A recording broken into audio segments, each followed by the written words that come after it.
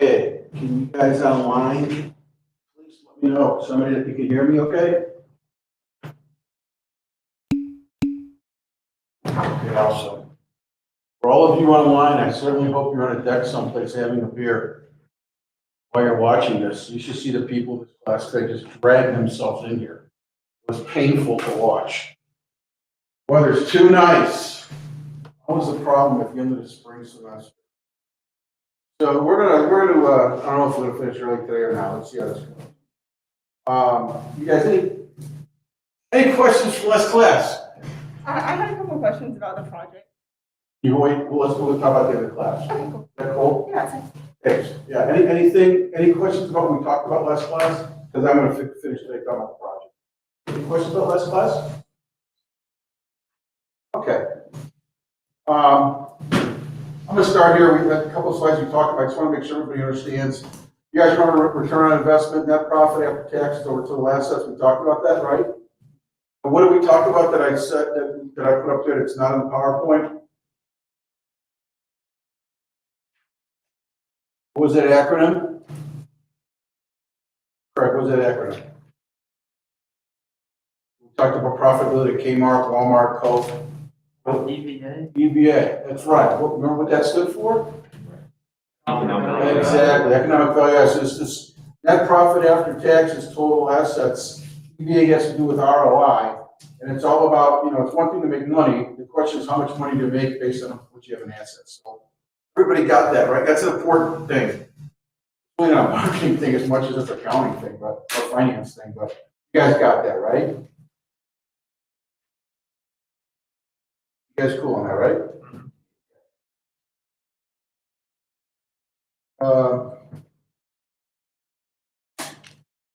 Market share, does everybody not know what market share is? Everybody pretty cool with that? You were nice enough last class to talk about detergents. Remember I asked you about this? We talked about Procter and Gamble. Yeah. You guys everybody understand market share? Again, that's every industry, market share, every industry. This is a tough one. This is confusing. Elasticity. What was elasticity again?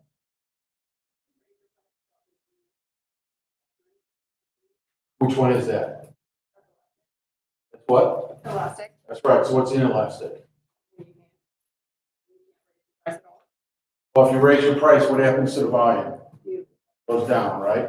So if you're manufacturing, you market our products, if you have your choice, what kind of, would you rather market elastic or inelastic product?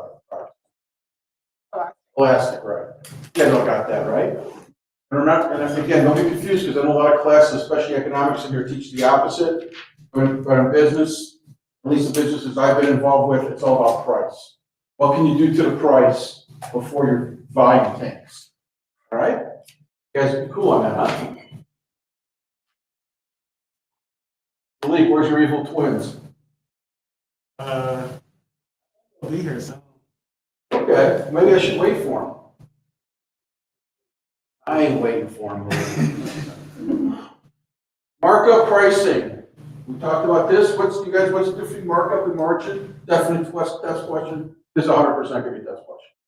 So what's the difference in margin and markup? Because this is also confusing, and different businesses look at it different ways. So I remember I talked about, QT buys a case of Gatorade for $6. They sell, so they buy it from Gatorade for 6, they sell for 10.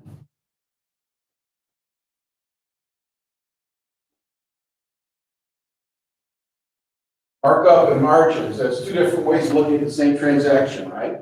So they buy this case for 6, they sell it to consumers for 10. You guys remember what markup is? First of all, what do you always put at the top on both of them?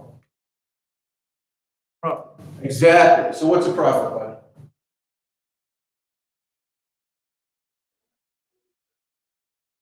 Buy for 6, sell for 10. 4. What's your name? Brian, that's right. So Brian, it's 4's on top, right? So the difference becomes what's on the bottom. You remember what the difference is? So what's on the bottom? So markup margin. So markup, when you buy for 6 and sell for 10, what's the markup? Pay for it. Very good, which is what? It's down. Very good. And what's margin? Oh, Which is what? $10. Very good. So usually, almost always, this is expressed in a percentage number. So somebody will say, I got a 50% margin, or 46% margin, or 50% markup, whatever. It's based on percentage. So once you figure this out, Brian, right? Mhm. What's the markup, buddy, in percentage? Very good, man. And what's the margin? 20%. Very good. I have a cheat sheet right here. Okay, it's good. You got it right, though. That's right. Does everybody understand that? Definite test question, 100% certain. All right? Because you got to know that, again, there's stuff like, a lot of stuff, there's stuff that I know is like in every industry has a better chance of being on a test. You know? Tyler, I was gonna wait for you. Malik said go. He did, man. He said to hell. Did you say to hell with Tyler to start the class? I think that was his exact words. All right, keystoning. Yeah, so what keystoning was? So in this case, if QT were to buy the case of Gatorade from Gatorade for $6, what would they sell it for? If they keystoned it. Very good. Very good. You guys got it? Okay, a lot of retailers do that. Again, like I said, I understand why they do it, but a lot of retailers do it. And we spent a long time talking about different pricing methods, but that's that. So we're gonna start getting into some complicated stuff, a little bit more complicated right now. Has anybody ever heard of break-even pricing? You guys know what that means? Is it in your finance courses or accounting courses? Have you come into that? Yeah. Okay. Who could? Logan, can you explain it? It's how much total profit you need to make that it will match your expenses. You break even, you have zero profit. Zero.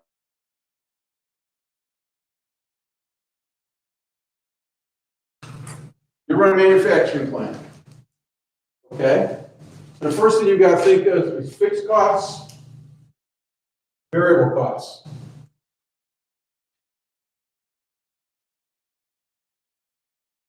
So Logan, what's a fixed cost on a manufacturing plant? What? Very good, rent. Logan, what else? What else? I guess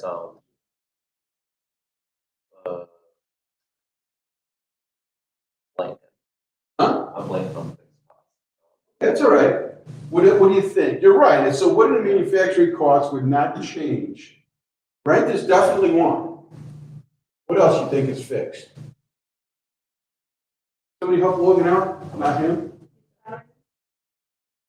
Well, salaries. So salaries can go both ways. Usually salaries, though, is fixed. What's not fixed? Hourly. Yeah, so I don't think I'll make it this complicated a test. But this will also get a test for sure, too. But I'll try, it won't be as complicated. But let's just say for the hell of it, salaries. What else is fixed, you guys? Okay, what else? Utilities, very good. And let's say that's enough. And that comes up to $500,000. Okay? Now I've got what's variable costs of basically any product. What's a variable cost? Huh? Yeah, well, yeah, it's unit cost type, but what's a variable cost of a unit cost?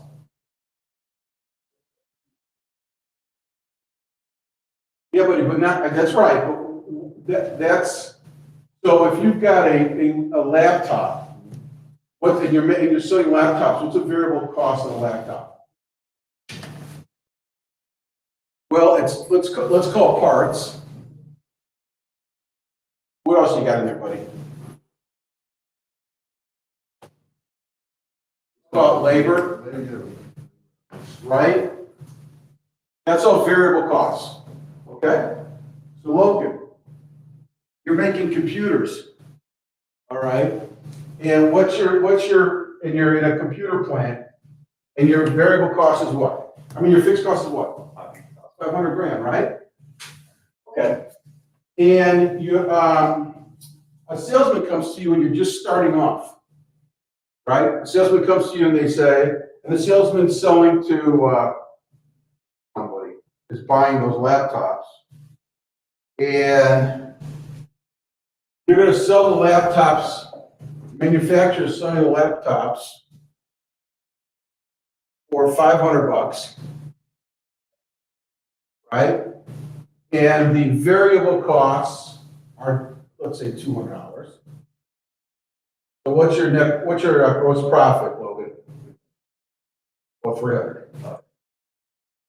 You got it though, right? How do you figure out break even then? You divide your costs by that. Or your fixed costs. Tyler, what do you think, buddy? For a break even? Yeah. Isn't it like fixed costs? Exactly. So what is that here? That's right. You're both right. So what do you? Huh? Sales is 500? It's 500 grand. You're making 300 a unit. That'd be 500. That's right. 500. Well, it's 500,000 over 300. So whatever that number is. Yeah, let's make it easy. What is that? What is 500,000 divided by 2? 1.6. What is it? 1. You're talking about 500, you mean 300 million? No, because you got to do it per unit. So you got to, if you make $300 per unit, how many units does it take before you make 500 grand to cover your fixed costs? 1666 or something? Let's just say it's 1600. So up until then, you're not making any money, right? You guys understand? You believe how I got that? Okay. So up to then, you're not getting any money, right? So in this case, that's your break even. That's really easy. Does everybody understand that? Great. Now I'm a landscaping company.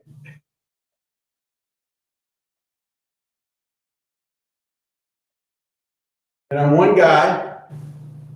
And I have 4 people working. I've got a truck. I've got other equipment. Let's say that's all I got. All right? And my sales are, I'm doing 100 lawns at $100 a piece. So what is that? 10,000? What is that? 10,000, right? Is that right? Okay, and let's do 200 lawns. That's 20,000 a month. 240 grand a year. That's what my revenue is. You guys see how I got that? Did I do that right? To be honest, did I do that right? I did it right. You guys got that? Okay. Where it gets a little hairy is, let's say I'm paying, so I own a company, I'm paying the 4 people 30 grand each. So I'm paying 120 grand to 4 people. Okay. Then I've got a truck, and that costs me 40 grand. And I got miscellaneous equipment that costs me 20 grand. So what is that? 120, 220, 220,000 bucks. How much did I make? No, that's 180. What am I doing? How much did I make? 60. That's right. That's exactly right. You guys see that? So I made 60 bucks, 60K. So 120 plus 40 is 160 is 180. My revenue was 240, so I took in 60 grand. You guys got that? Yeah. You cool? Unbelievable what happens.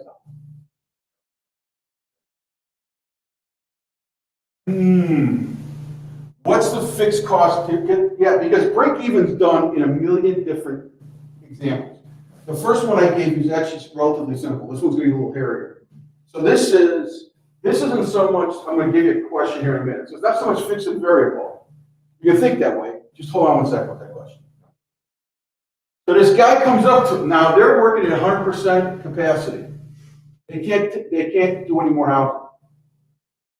This guy comes up to him and says, holy shit, I got 30 houses. I can give you. 30 houses. These guys are working at 100% capacity. Should that guy take on the 30 houses? Why not, Ed? I can't. If there's a time constraint, Anybody? if there's a time constraint, like if he's like, I need my fence, or he said, I need this house done May 1st, we're trying to have It gets back a little bit to your question you just asked.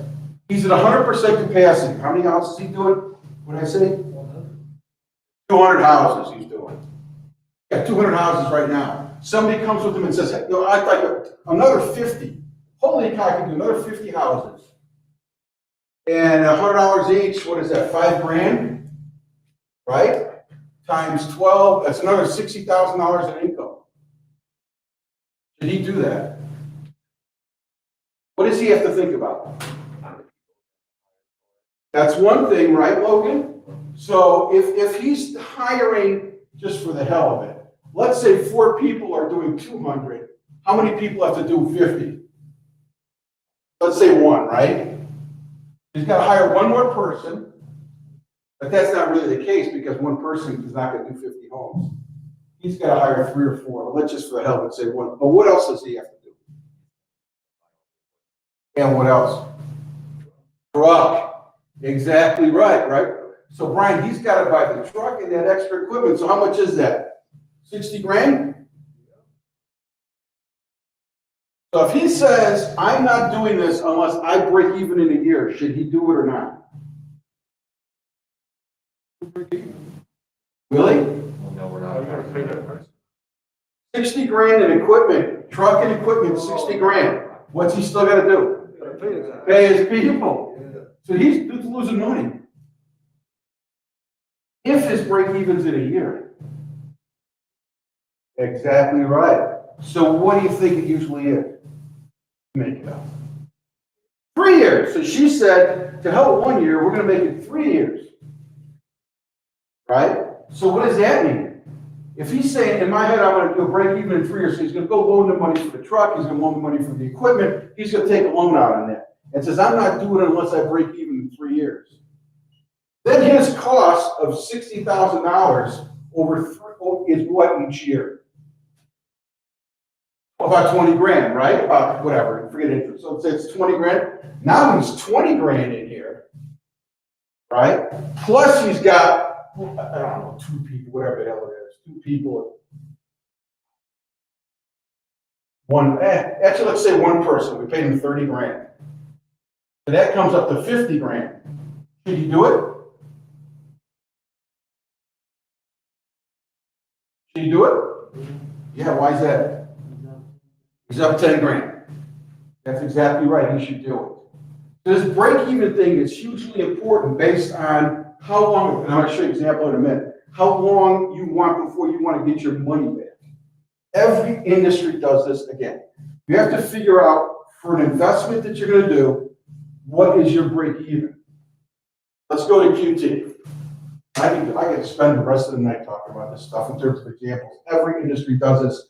There's a million different ways. It's all about, if you invest, how long does it take to get your money back? All right, QT is going to run a sale. And this is, remember the margin mix we talked about, you guys, a few weeks ago? This is almost the forecasting. Remember we talked about that? You guys remember that? We talked about how I at Coke had to forecast sales for the coming year and then look at how much money we made per SKU to figure out total. This is almost the exact same thing. I'm going to her store. Okay, and let's talk about candy. I've got, I'm just making this up, Hershey's bar. This is her entire candy section. Hershey bar, retail, $2, profit, $1. 3 Musketeers, retail cost $2.50, profit $1.50.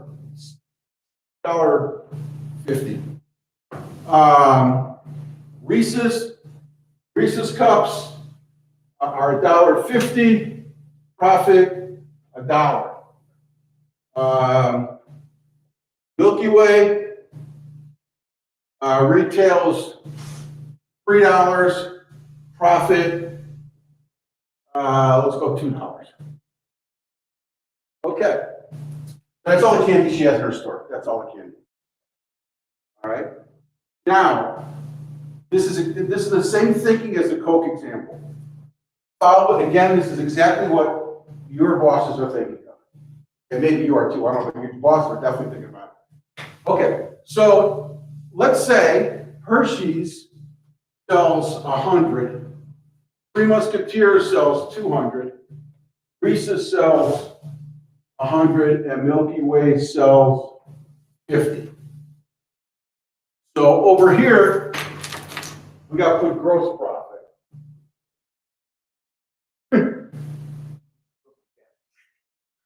You got it? So how much do we make at Hershey's, you guys? How much? Very good. How much do we make in fruit? You guys see where we got that? Where we got that?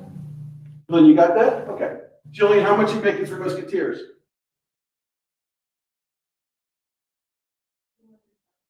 Uh, 300? That's right, Julian, you got it. How, can you see? What do we make in Reese's? You can't see. Are you following me? Yeah. Publix, can you follow? Are you following this? Yeah, I'm following You see when I ran the board, you guys need to change your seats if you can't see. So Publix, how much are we doing on Reese's? Let's say 100. $1. $1. Oh, yeah, so 100. Very good. And what are we doing on Milky Way? How'd you get that? Exactly. So in her store, let's just say this is a given week, 500, she makes $600 in candy, gross profit. Everybody with me so far? Got it? Brian, you cool? So Brian, you're the salesperson for Three Musketeers. And you come in and say, I'm going to lower my price from $2.50 to $2. So we're putting Three Musketeers on sale for $2.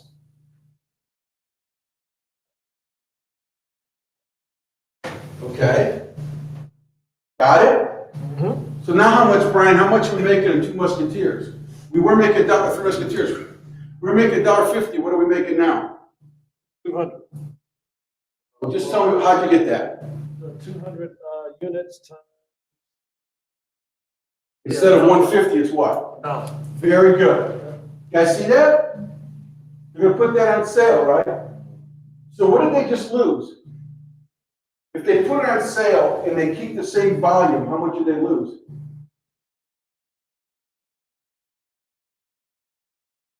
And it loads $100. Exactly. So Brian, tell the class, how did you come up with they lost $100? We were making 300, loss of 150, at a profit of 150. Dropped it down to 100, then there's 200 units times 100. And they made $200. That's exactly right. You guys, there's a million ways to look at it, but that's exactly right. Cool?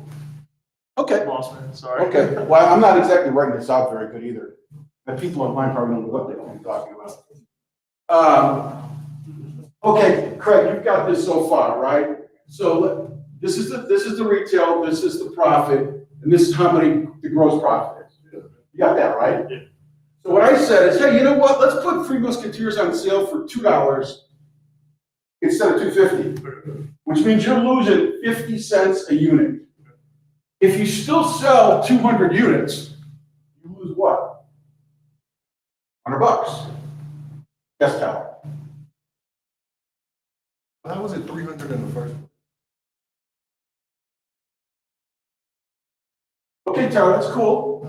So to get this number right here, we multiply the profit times the volume. I don't know if you can see, Tyler, but in this case, Three Musketeers is 200. We make $1.50 on each, so in total, Three Musketeers is actually half of our profit in the candy section, Three Musketeers. We make 300. So now we're saying, oh shit, we're gonna put Three Musketeers on sale. And I said, instead of $2.50, we're gonna sell for $2, $1.99 or whatever, right? So you lose 50 cents of profit. If you keep the same volume, which they sold 200 before. If you don't sell anymore, you lose $100 because it's 50 cents times 200. So you got that, Blake? Mm-hmm. You guys good in this corner? That's a problem. Right? You can't lose money. So what do they have to do? Think of the Coke example, if you guys remember. Somehow, what's my break even? What do I have to do? I gotta come up with another what? In order to break even, what, Julie?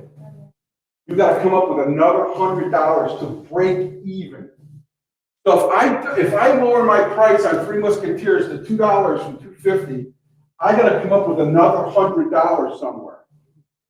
So how do I do that? How do you do that? Not sure? Okay, that's all right. How would they do that? Exactly. So what would they do? Raise the price of Reese's by 50 cents, and hopefully what happens? If what? Exactly. So if they raise the price of Reese's 50 cents and the volume stays the same, they can dump the price on Three Musketeers and break even. Got it? Great. What else can they do? Of what? Milky Way. Of Milky Way. And how much would they have to, how many more Milky Way bars would they have to sell? No, it's up here. How many do you have to sell? Exactly, Brian. Well, how'd you get that? You got to come up with $100. So if they're making $2 a piece on Milky Way, to come up with another $100, and they're selling 50 now, Brian says you got to double, that's the right answer. You got to get another 50 to make up the 100. That's all break even. So there's a million ways for companies to break even, but you got to break even. It doesn't do QT it doesn't make any sense unless they're doing something for image or whatever, to dump the price of Three Musketeers by 50 cents if they can't make it up somewhere else. And where you make it up, there's a million different ways to make it up. But you got to make it up. Otherwise, you lose money. Put your hand up.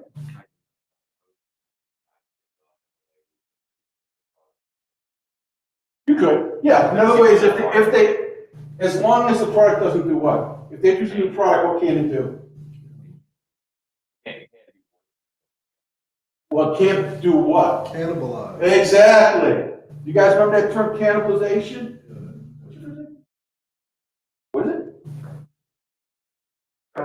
Trevor. Do you remember cannibalization? We talked about cannibalization? Okay. So yeah, if you introduce another product, that's cool. If it gives you an extra $100 in profit, it doesn't take away from these other products. You guys got it? Every industry has to do this, and it's, obviously all more sophisticated this, but I think this was a pretty good example if you followed it. Hopefully the people in line followed it. All right? So I think Logan, you gave the example here. Break even is when the profit covers basically your fixed costs. That's one way to look at it. But like that has nothing to do with fixed costs, right? So break even can be used in a million different ways. But it all comes down to, if I'm investing any money, how much money do I have to make on something to make that investment work? That's basically what it comes down to. All right?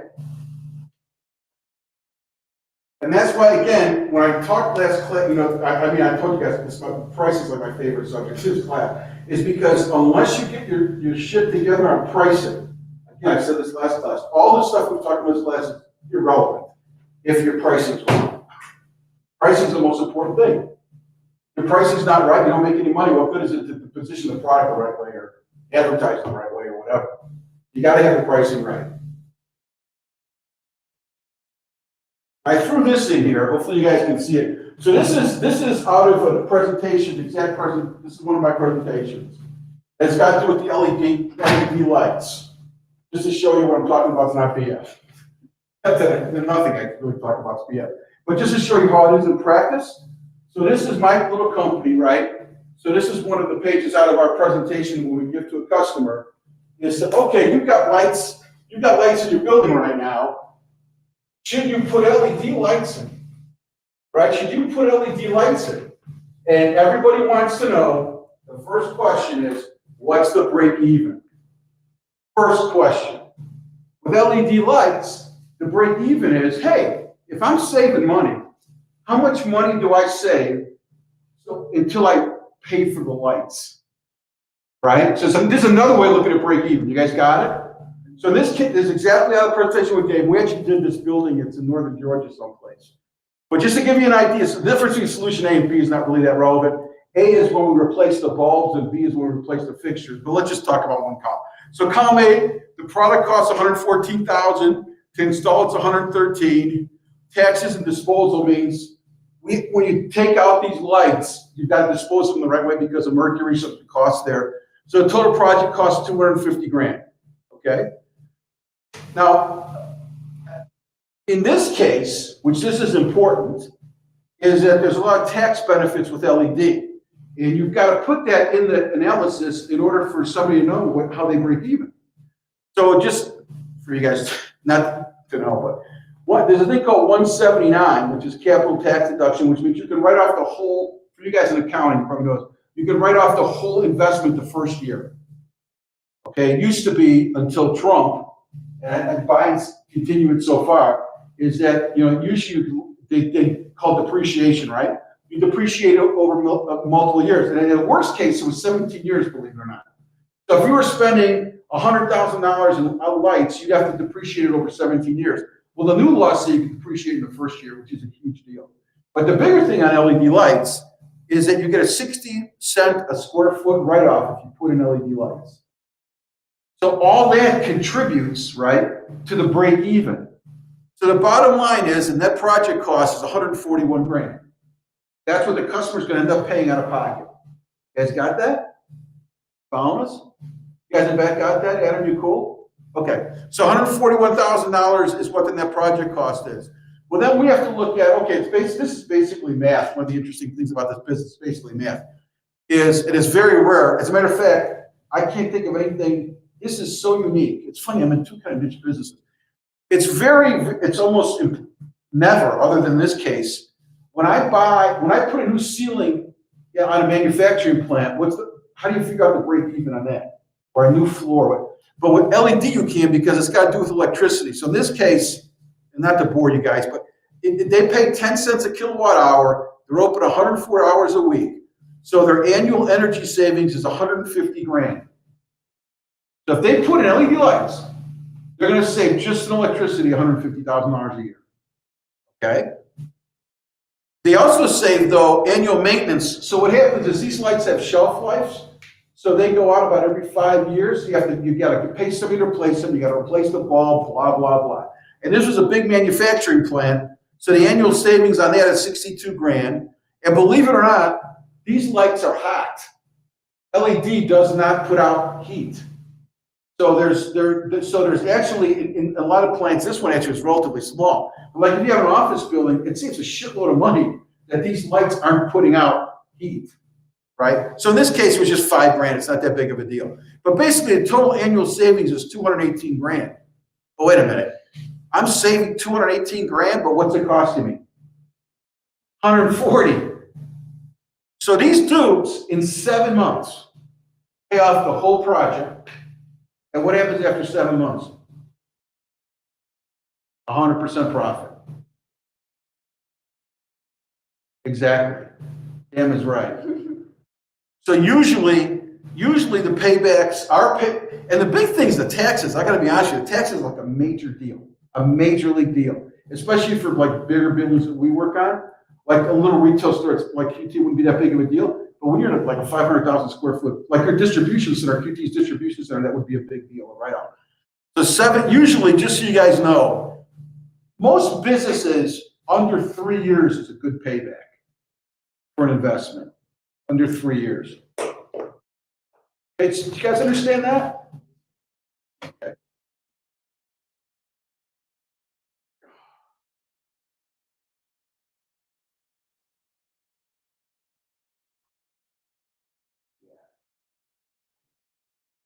I won't bore you with the rest of it. All right, so let's talk about what is skimming again? We talked about that last class. What's skimming, you guys? If a product comes into a market, they do price skimming. What is that? Taking the price high, and what happens to the volume, Brian, usually? Are they looking to sell a lot of units if their price is high? I mean, they're looking to, but what normally would happen? They'd like to sell a lot of units, but normally they're selling at a higher price, they're making more money, they're selling less units. You guys got that? Versus, Brian, what's penetration then? Remember price penetration, we talked about that? If you're introducing a product and you're doing penetration pricing, is the pricing gonna be higher or lower? Lower, right? And are you trying to sell more units or less? Exactly, you guys got it? So skimming and penetration, complete opposite. You guys cool? Okay, so this one's got to do with price skimming. You know, we talk about, you know, when does skimming, when is it successful? When you have inelastic demand, that means, you know, I don't go there because that's the opposite of screw that. That's the opposite of pricing, it's going to confuse you. But when you have unique advantages, when you have legal protection of the product, when you have a technology breakthrough, and your competitors are blocked, that's when you do pricing like that. Right? That's when you do pricing like that because you've got the advantage over your competition. Forget inelastic demand. Forget that. But these four, you have unique advantages, you have legal protection, you have technology or whatever, and the competitors can't get in. That's when you do skimming because you can get a higher price. If those things aren't in place, then you really can't have a higher price because you're not going to be successful. That's when you can use price skimming is when those conditions are in place. Penetration, right? Penetration pricing, the advantage of that pricing discourages or blocks competition for market entry. What does that mean?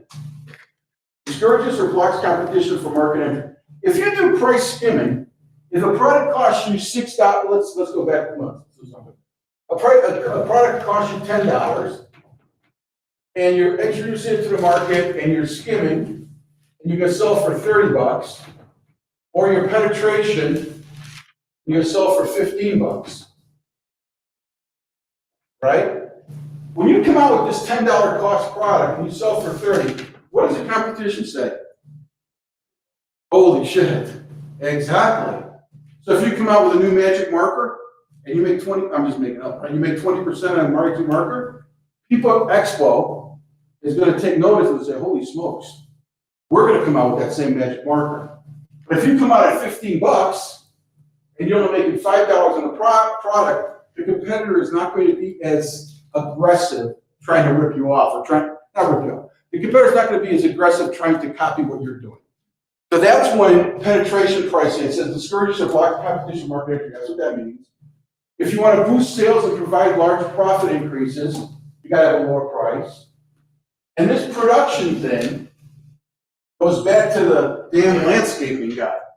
You have to watch it because we face this all the time at Coke. I don't face it now, but Coke we did. You have to kind of watch it. You can't just, a lot of times you can't sell as much as you want to because production can't keep up with it. Or you have to invest so much in production in order to keep up with the volume. And then what happens next year when you don't get the same sales?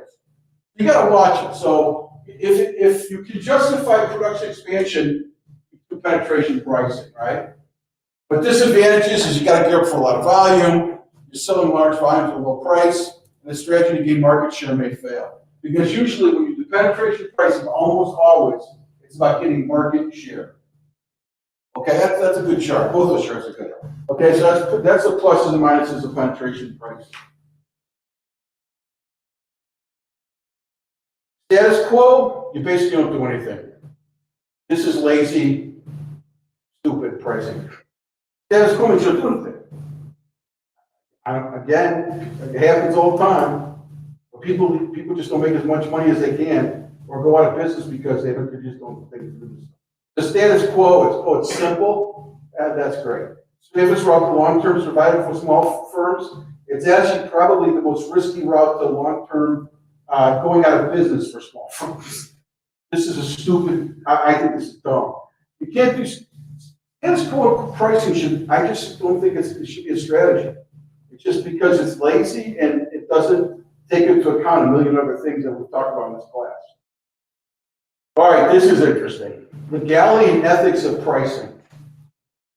This is wild. I've got some serious stories here. This is all. Oh, well. All right, let's talk about it. First of all, let's talk about ethics. Talk about I think they wanted me to teach an ethics class. Ethics is like the most important thing in business, don't get me wrong. But to speak a whole semester, they have an ethics class here, right?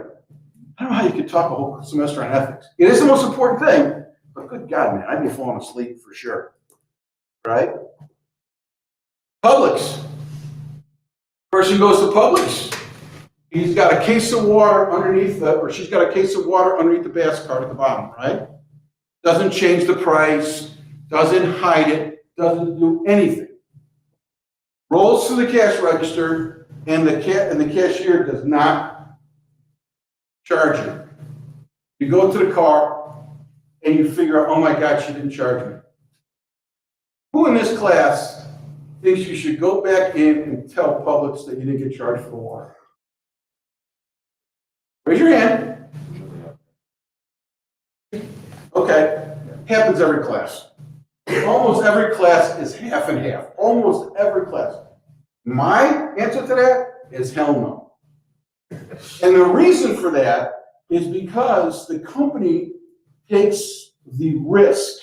You didn't do anything wrong. I'm not talking about changing prices or hiding shit. I'm talking about things made a mistake.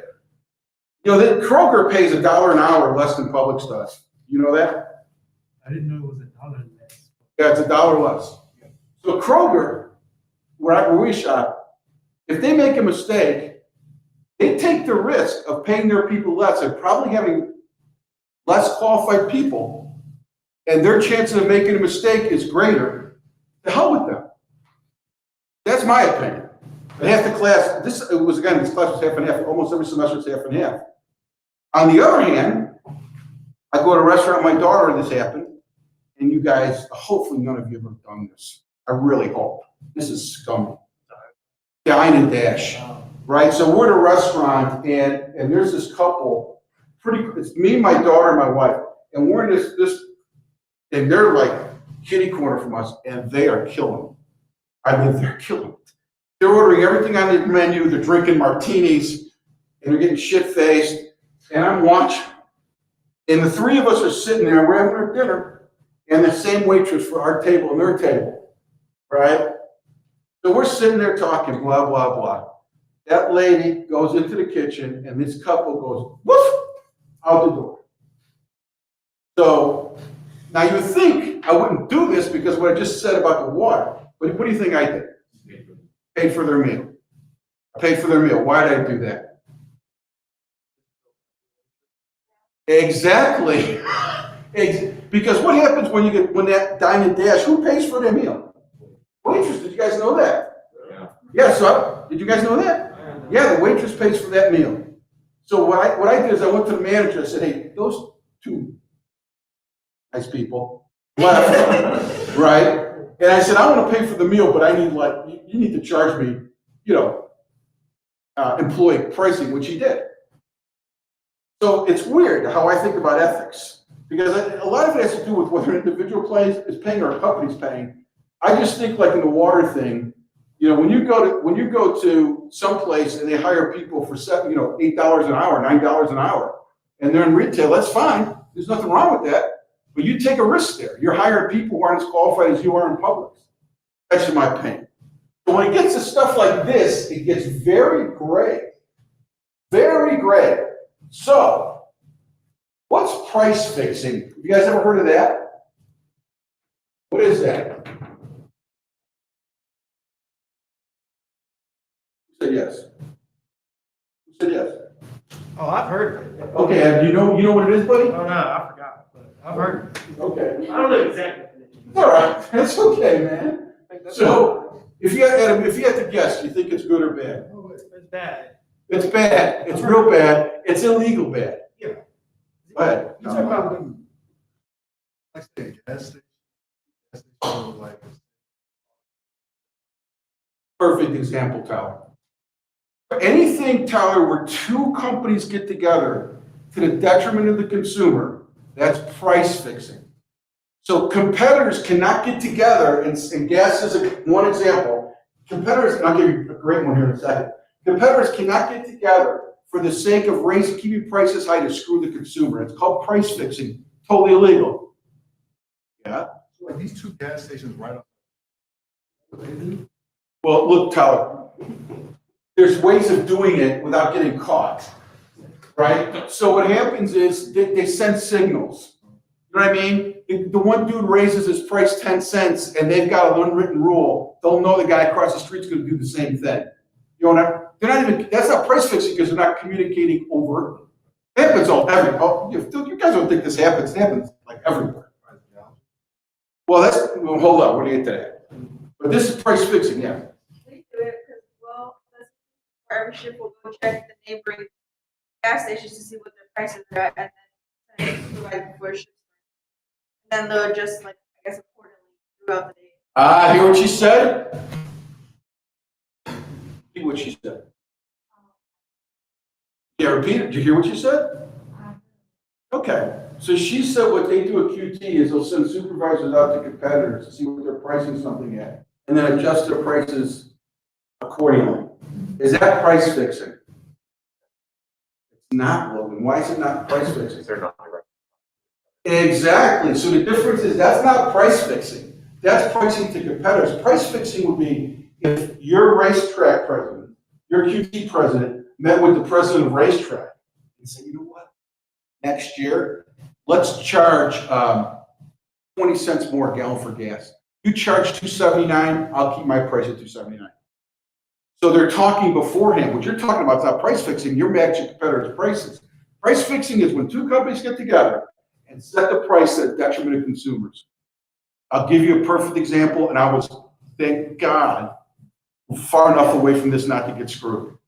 Thank God. I was too close. In Richmond, Virginia, the Pepsi guy and the Coke guy, twice a month, on Friday morning, they met at the diner. And they got in the booth in the corner, and they said, hey, next month, for the next 30 days, $6 cans. Coke came out with $6 cans. Pepsi came out with $6 cans. Both of them went to jail. They got caught, both went to jail. And I was not part of it, but I was too close for comfort. So that's price fixing because they're screwing the consumer. Well, strategically, right? So that's called price fixing. You guys got that? Totally illegal. Price discrimination. Here's another story. What's price discrimination, you guys?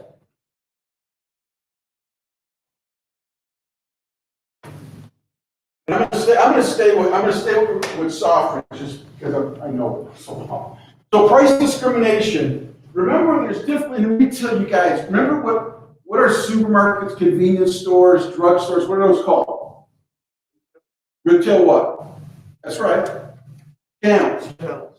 Retail channels. So you got supers, convenience store, drug, and let's say mass merchandisers. Okay?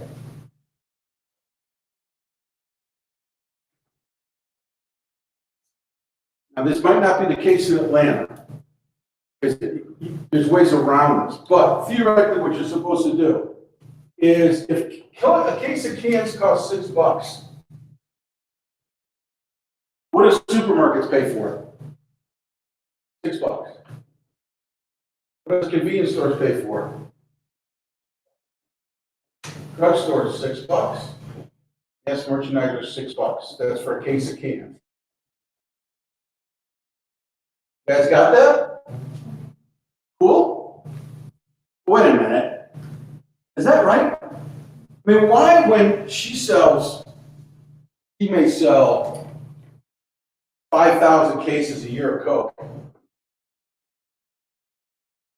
if that much, and Walmart sells 100,000 cases a year, why should they pay the same price? How do companies get around that?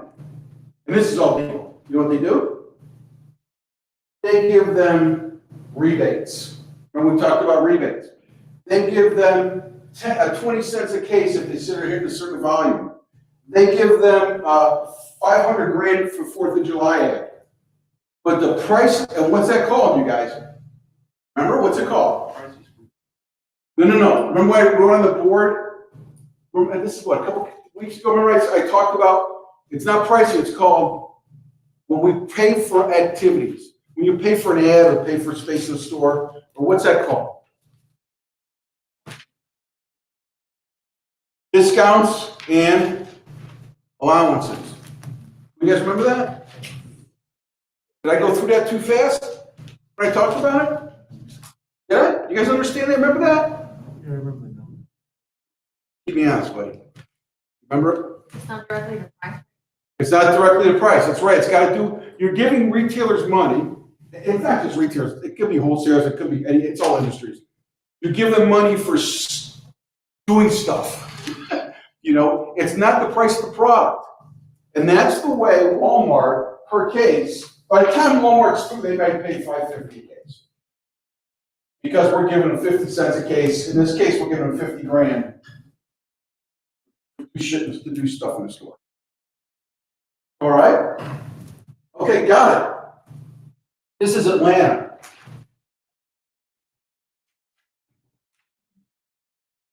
So, Kroger, Publix,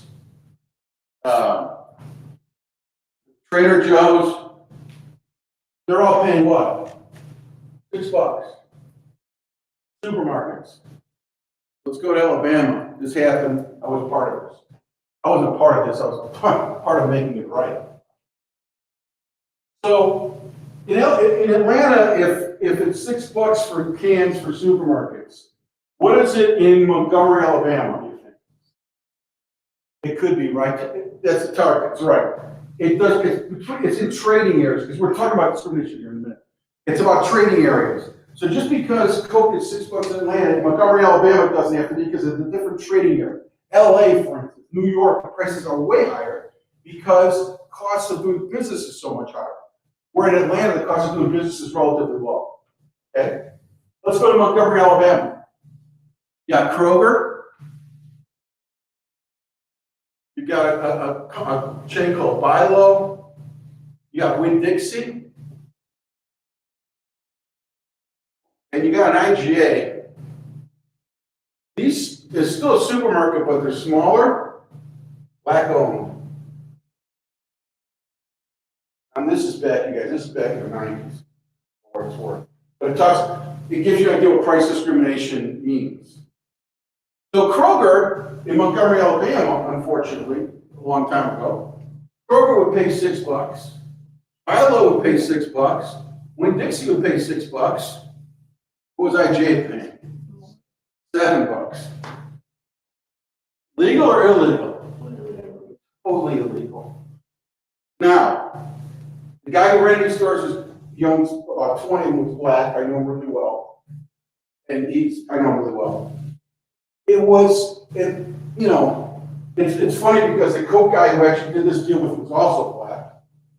I don't think it was a black thing as much as it was, I think it was, they're saying, hey, you're too small. You know, your stores are too small. You're not like Kroger. You're not like Winn-Dixie. Instead of doing like I said before, the DNAs, they said, we're just going to charge you more money.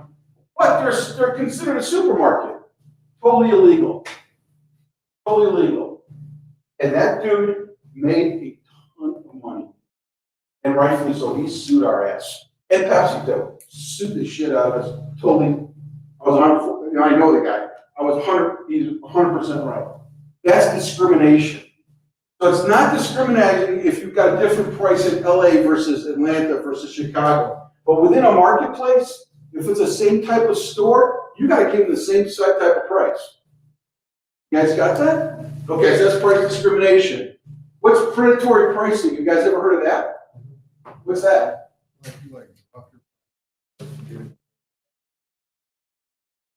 Come on, man, get up here and teach this class. Come on, huh? I need a protege. That's exactly right. See what Tyler said? The predatory pricing is when somebody dumps their price in order to put the competitor out of business. That's supposed to, it is illegal. How easy is it to prove? Really hard, really hard. It's illegal, but come on, it's really hard to prove. But predatory pricing is when like for instance, Walmart, I think we talked about this in this class, I can't remember. Walmart, one of the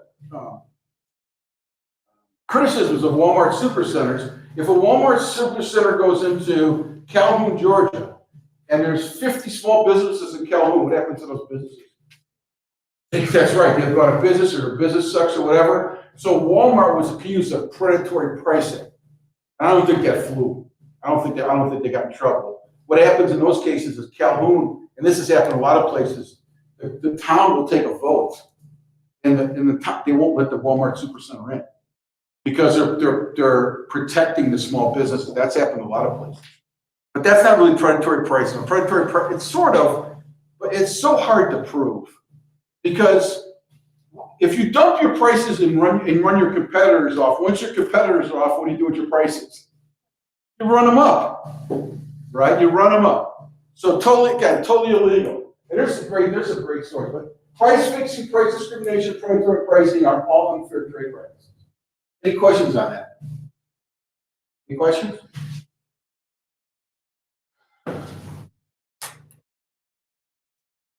You know what about that getting out early now?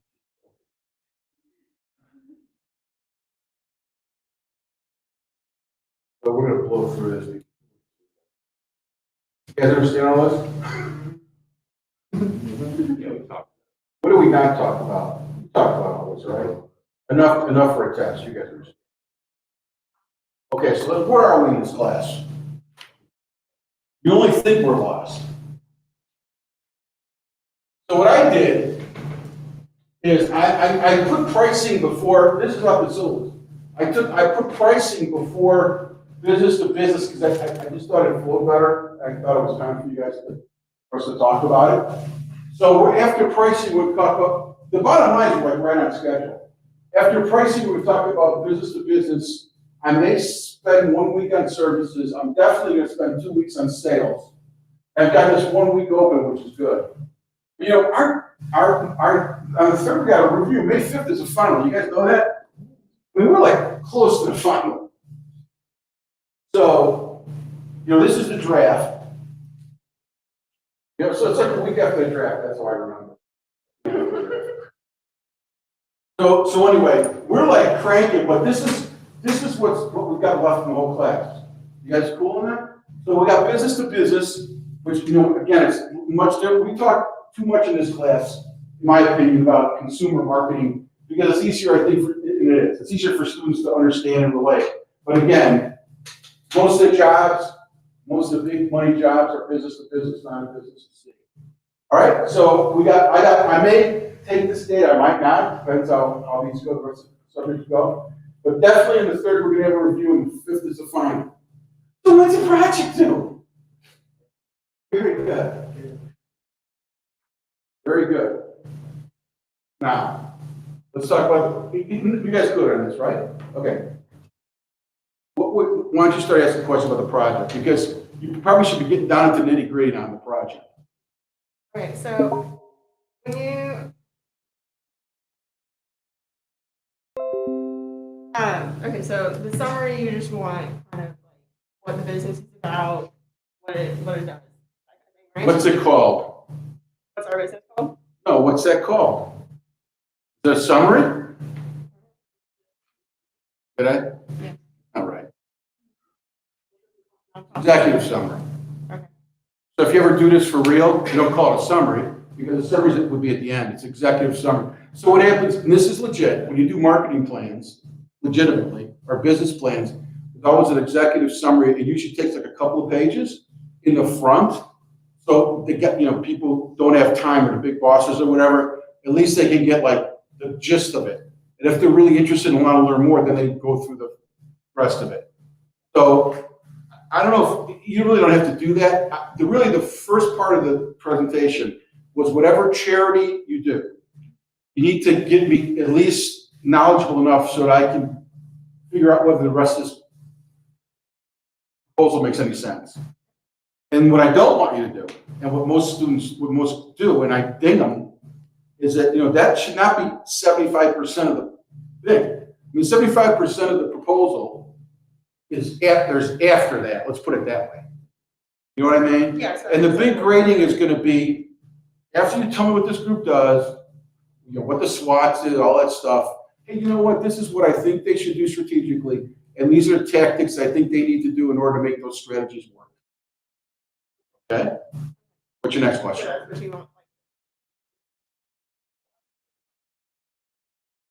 Yeah. What? you- I'm grading on thinking. When we talked about this in this class, remember you guys, when you get to a job and you present to the top guys, they probably don't know what the hell you're talking about. That's almost everywhere is like that. But what they are looking for is this person thinking right? You know, does whatever they're recommending the company to do or for my department to do, is it sound? You know, you can't go talk about Habitat for Humanity in Atlanta and say, you know what, we need greater awareness for Habitat and Humanity. That's the strategy, greater awareness, Habitat, first tactic, national media campaign. Well, that's stupid.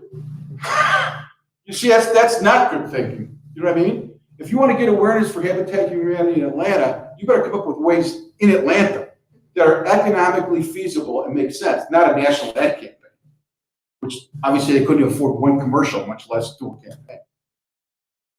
That help? Yeah, that does. And so then you want us to explain like why they would help, like what could happen. You want to know? Are we gonna wear these in fall? Have you guys heard? I know, did you guys hear we're going full bore in fall? Did you guys hear that? Everybody in class. About masks. I'm sorry? We start to wear masks. I don't know. That's what I'm asking. I haven't heard about masks. You think we'll have to wear them? I'm sorry, but I can't understand what the hell you're saying. Take your mask off, just ask the question. Now, what's your question? So when we figure out like what we're saying to help our organization, you want us to explain how that would happen, and then if there would be like any backfire to it and stuff as well. Could be any what? Like Backfire? like if it. Well, what's the thing that I'd like you to do at the very end?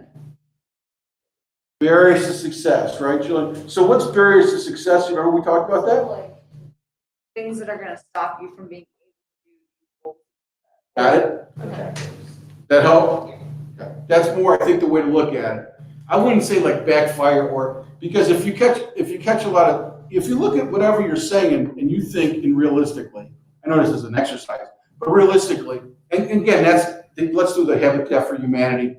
You know, you're all fired up, you're doing this proposal to the CEO of Habitat for Humanity in Atlanta, and there's, you know, small organization, and say, hey, Mr. Jones, I got a great idea. You need to build awareness, run an ad for the Super Bowl. That's, Also, competitors. yep, tough one. Yeah, Okay, so what's your charity? it's an animal shelter. Animal shelter. Well, that's not a tough one then.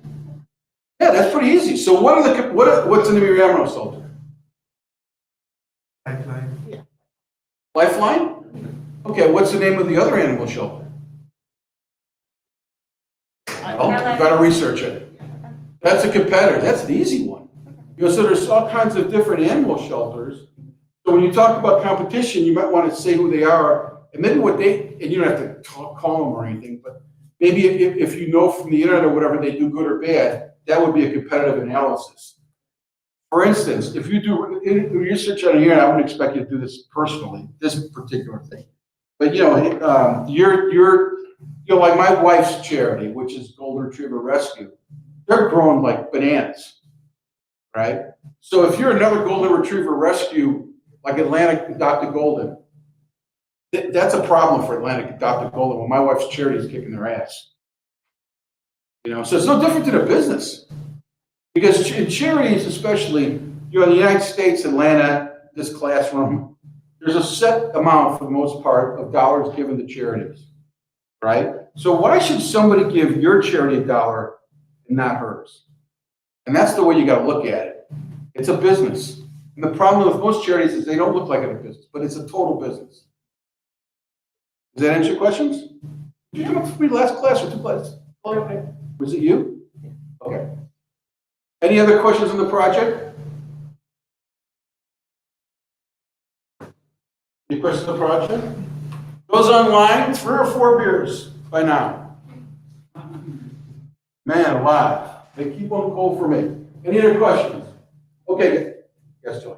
So I know some like stuff are open finals for like undergrad.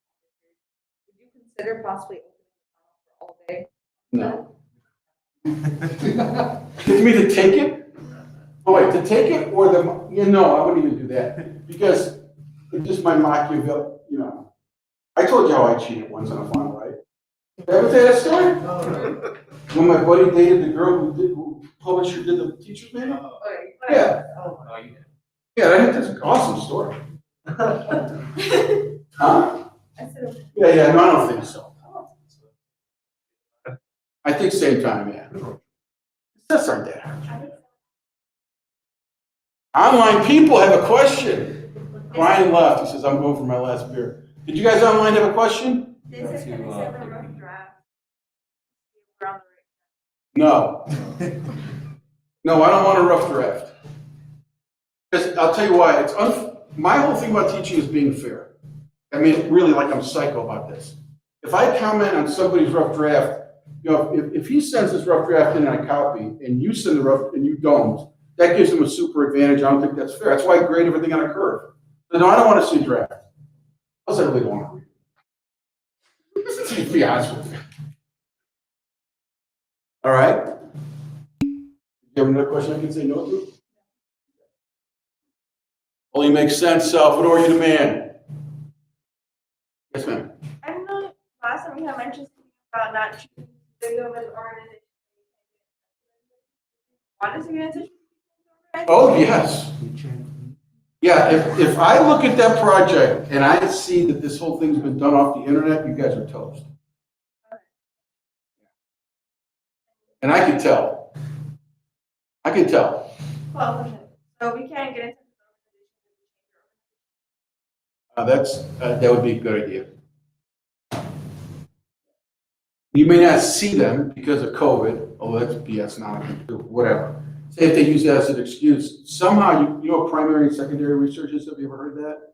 So primary and secondary research is when you go up to the internet or a library and somebody else is doing the research.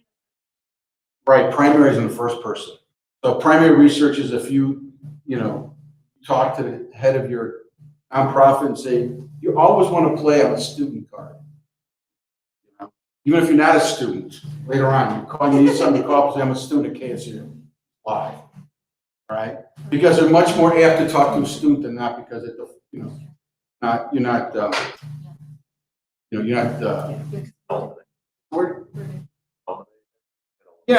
them, you're not threat. You're a student, you're learning something. Yeah, no, I expect to get, yeah, you guys understand, I'm expecting you guys to somehow find out about this organization ways other than the internet. You're going to be focusing more on strategy and tactics, right? Yep. If we're dividing our parts, like a mine is part. Do you want this to be like a? Yeah, the problem though is it's got to be solid up to there. I really focus on the whole thing because it's got to be solid up to there in order for me to understand whether the strategy and tactics make sense. So especially if you do a charity that I've never heard of, how do I know if it makes sense if you haven't laid the case out about the SWOT, executive summary, and all that stuff? But the main crux, to be honest with you, is what I'm looking at, and what hopefully hopefully by the final, you guys feel like the window will open in this class. How does that translate what you've learned in this class to that nonprofit? That's kind of the goal. Anything else, you guys? All right, see you Wednesday.